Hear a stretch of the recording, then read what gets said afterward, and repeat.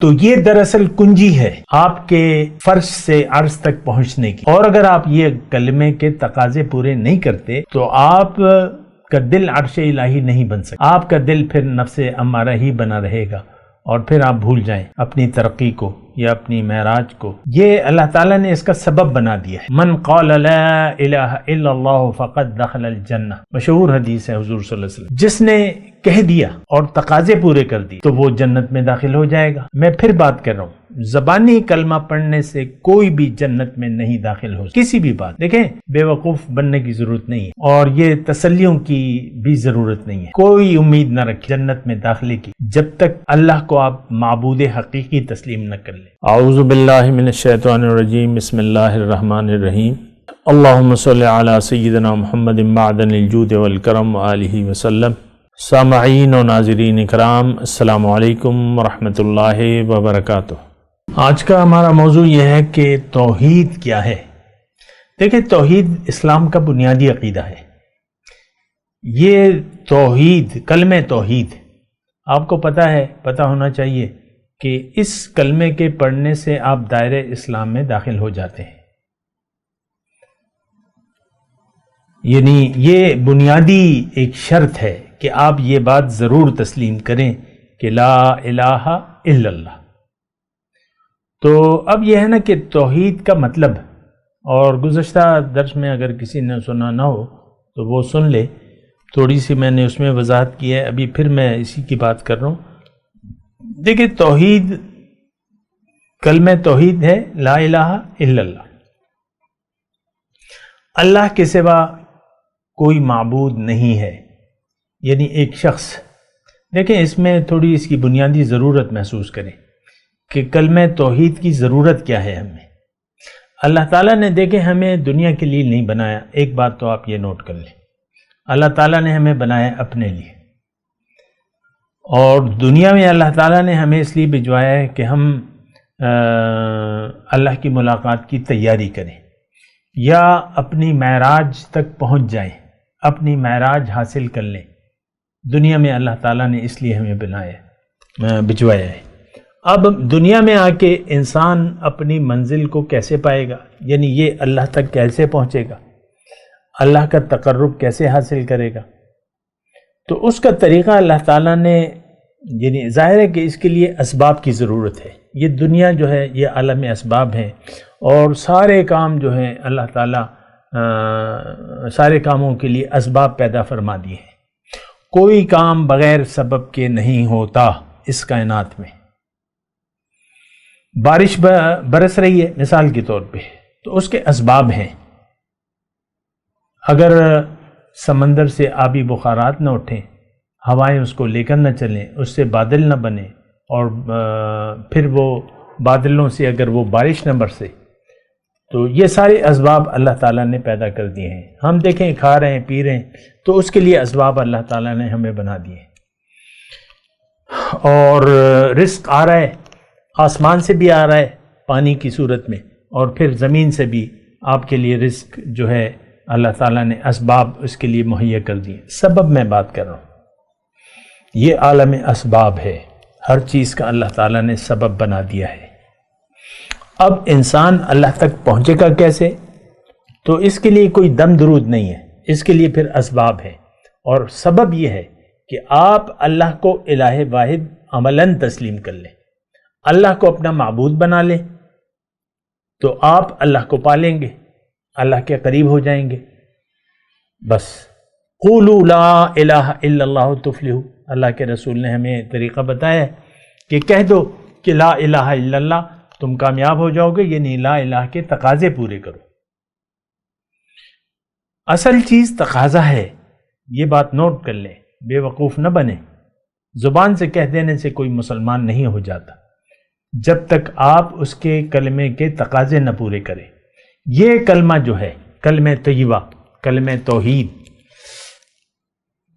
تو یہ دراصل کنجی ہے آپ کے فرش سے عرش تک پہنچنے کی، اور اگر آپ یہ کلمے کے تقاضے پورے نہیں کرتے تو آپ کا دل عرش الہی نہیں بن سکتا، آپ کا دل پھر نفس امارہ ہی بنا رہے گا، اور پھر آپ بھول جائیں اپنی ترقی کو یا اپنی معراج کو یا جو بھی ہے.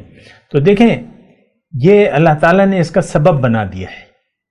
من قال لا الہ الا اللہ فقد دخل الجنہ، مشہور حدیث ہے حضور صلی اللہ علیہ وسلم کی. جس نے کہہ دیا اور تقاضے پورے کر دیے تو وہ جنت میں داخل ہو جائے گا. میں پھر بات کر رہا ہوں، زبانی کلمہ پڑھنے سے کوئی بھی جنت میں نہیں داخل ہو سکتا کسی بھی بات سے. دیکھیں بے وقوف بننے کی ضرورت نہیں ہے اور یہ تسلیوں کی بھی ضرورت نہیں ہے. کوئی امید نہ رکھیں جنت میں داخلے کی جب تک اللہ کو آپ معبود حقیقی تسلیم نہ کر لیں. جب تک اللہ کو آپ معبود واحد تسلیم نہیں کرتے آپ جنت میں نہیں جا سکتے. آپ شرک سے پاک نہیں ہو سکتے. شرک کیا ہے کہ آپ اللہ کے حکم کو نظر انداز کر دیں اور غیر کے حکم کو تسلیم کر لیں. اب وہ غیر کیا ہے؟ آپ کا نفس ہمارا بھی ہو سکتا ہے، آپ کا معاشرہ بھی ہو سکتا ہے، آپ کی بیوی ہو سکتی ہے، شوہر ہو سکتا ہے، بچے ہو سکتے ہیں، سارے آپ کے ارد گرد جو یہ طاغوتی معاشرہ جو ہے، اگر آپ ان کی بات مانتے ہیں، ان کے حکم کے سامنے سر جھکاتے ہیں تو آپ شرک میں مبتلا ہو جاتے ہیں. پکارنا اللہ کو ہے. اب یہ پکار کیا ہے کہ اللہ معبود ہے، میرا معبود واحد ہے، اللہ کے سوا کوئی معبود نہیں. اللہ تعالیٰ نے فرمایا قرآن میں کہ وَمَن يَدْعُ مِن دُونِ اللَّهِ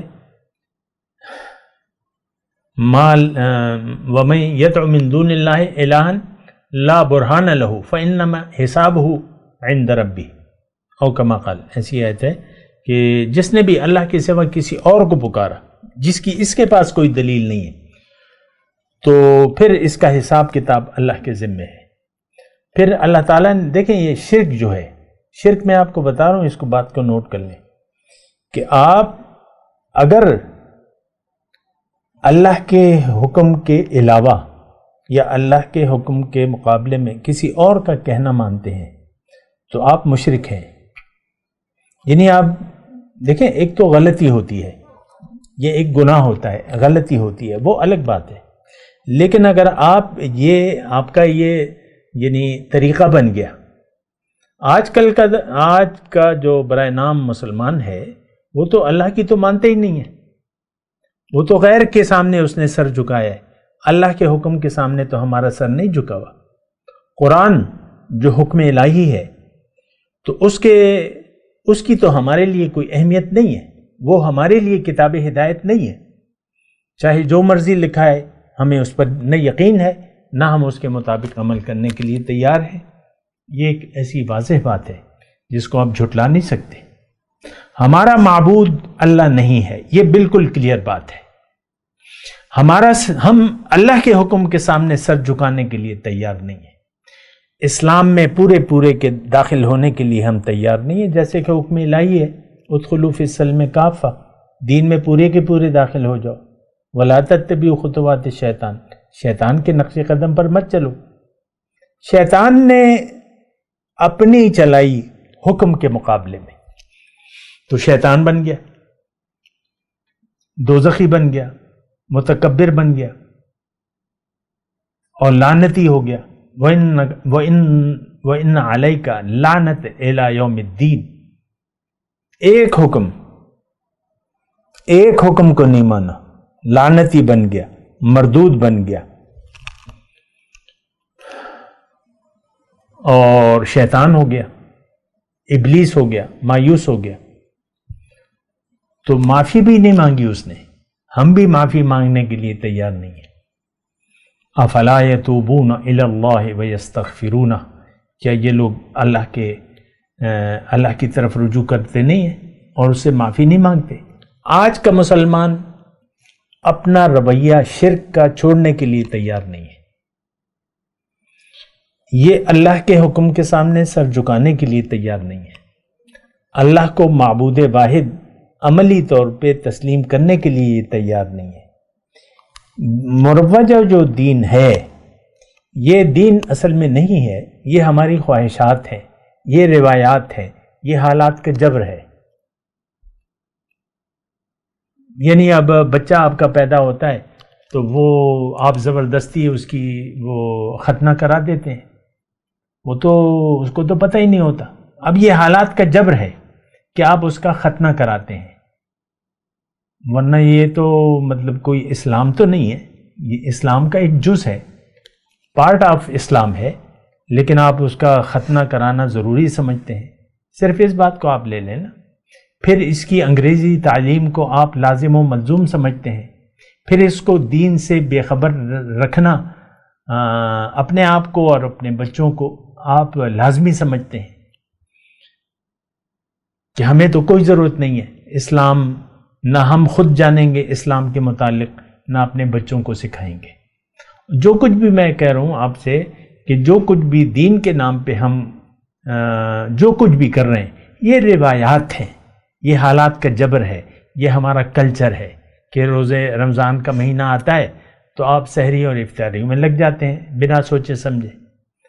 زکوٰۃ کا مہینہ آتا ہے تو آپ مجبوراً زکوٰۃ دے دیتے ہیں، یا حج کا موسم آتا ہے تو آپ کہتے ہیں چلو تھوڑا سا سیر سپاٹا کر لیتے ہیں. یا جو نماز ہے وہ تو حالات کا جبر ہے. آپ اگر ایسے معاشرے میں چلے جائیں جہاں نہ اذان ہوتی ہے نہ مسجد ہے، اور بس آپ ڈالر آپ کو مل رہے ہیں، آپ کام پہ جٹ جائیں گے. کوئی بھی اٹھ کے نماز نہیں پڑھتا آپ کے آفس میں، نہ اذان کی آواز آتی ہے نہ مسجد ہے قریب، آپ نہیں پڑھیں گے، آہستہ آہستہ چھوٹ جائے گی آپ سے نماز. پھر آپ شراب بھی پینے لگیں گے، پھر آپ پرائی عورتوں سے تعلق بھی رکھنے لگیں گے، کیونکہ وہاں تو یہ برائی نہیں ہے. تو یہ حالات جو کچھ بھی ہم اچھا کر رہے ہیں وہ دراصل حالات کا جبر ہے. بات کرتے ہیں ایک وقفے کے بعد. وآخر دعوانا ان الحمدللہ رب العالمین. صلی وسلم دائما ابدا علی حبیبک خیر الخلق کلہم